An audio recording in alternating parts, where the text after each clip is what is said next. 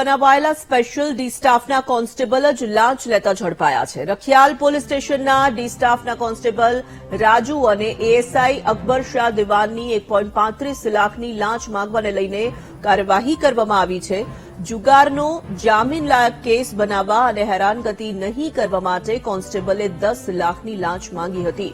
જોકે ફરિયાદીએ રકઝક કરતા અંતે 1.35 લાખમાં સોદો નક્કી થયો હતો, જે બાદ પોલીસે જામીન આપ્યા હતા। જોકે જામીનમાં છૂટ્યા બાદ ફરિયાદીએ એસીબીમાં ફરિયાદ કરતા એસીબીએ ટ્રેપ ગોઠવી ડી સ્ટાફના કોન્સ્ટેબલ રાજુ અને એએસઆઈ અકબર શાહ દિવાનને ઝડપી પાડ્યા। એએસઆઈ લાંચ લેતા ઝડપાઈ ગયા, જ્યારે કોન્સ્ટેબલ ફરાર થઈ જતા વોન્ટેડ જાહેર કરાયો છે।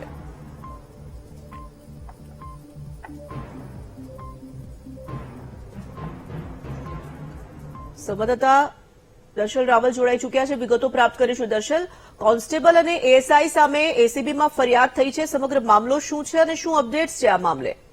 જી, રખિયાલ પોલીસ સ્ટેશનનો આ મામલો છે કે જ્યાં આ જે બે એએસઆઈ અને કોન્સ્ટેબલ છે તેણે એક વ્યક્તિને તેની સામે જુગારનો કેસ કરવા અને તેમાં જામીન મળી જાય તેવો કેસ કરવા અને હેરાનગતિ નહીં કરવા માટે આખો જે સોદો એક કેસ નક્કી થઈ હતી, જેમાં 1.35 લાખની આ જે લાંચ જે છે તે માંગવામાં આવી હતી અને તેની અંદર શરૂઆતમાં જે છે 10 લાખ માંગવામાં આવ્યો હતો, પરંતુ આ ફરિયાદીએ રકઝક કરીને છેલ્લે 1.35 લાખની ડીલ નક્કી કરી અને તે બાદ આ જે વ્યક્તિ જે છે જેની સામે આ કેસ કરાયો હતો તેને જામીન આપી દેવામાં હતા અને ત્યારે જામીન આપ્યા બાદ જયારે પૈસા આપવાની વાત હતી ત્યારે આ ફરિયાદીએ એસીબીમાં જાણ કરી અને એસીબીએ ટ્રેપ ગોઠવીને આ એએસઆઈ અને કોન્સ્ટેબલ બંને સામે કાર્યવાહી કરી છે, જેમાં એએસઆઈ પકડાઈ ચૂક્યા છે જ્યારે કોન્સ્ટેબલ ફરાર છે, જેને પકડવાની કામગીરી ચાલે છે। જે પ્રકારે માહિતી મળી રહી છે તે પ્રકારે રખિયાલ પોલીસ સ્ટેશનના સર્વેલન્સ સ્ક્વોડના અનામ કોન્સ્ટેબલ રાજુભાઈ જેઓ હાલ ફરાર છે અને એએસઆઈ અકબર શાહ દિવાન જેને પકડીને તેની સામે કાર્યવાહી કરવામાં આવી છે।